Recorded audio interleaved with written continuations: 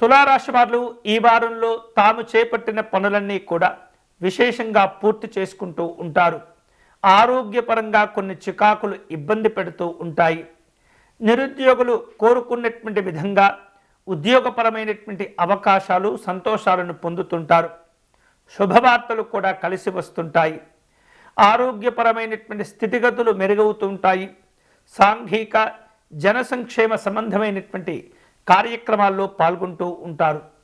దీర్ఘకాలికమైనటువంటి సమస్యలన్నింటి కూడా ఉపశమనాన్ని కలుగచేస్తూ ఉంటాయి. ఆస్తులకు సంబంధించినటువంటి కొనుగోలు వ్యవహారాలు అభివృద్ధితో కూడినటువంటి సంతోషాలు ఉండే పరిస్థితి కనిపిస్తుంది.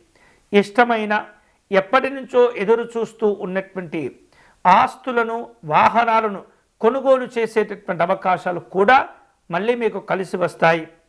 వ్యాపారంలో ఆశించినటువంటి లాభాలు ఉంటుంటాయి.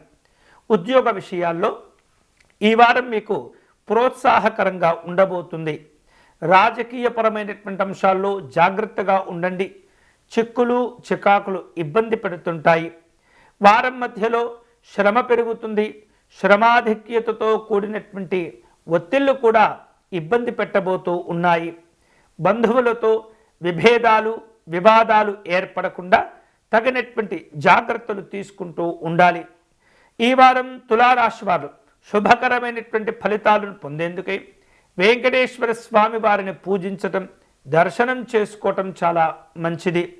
వీలైతే కనుక తులసీ దళములు లేక శంఖపుష్పాలను సేకరించి స్వామివారికి పాదార్చన నిర్వహించే ప్రయత్నం చేయండి.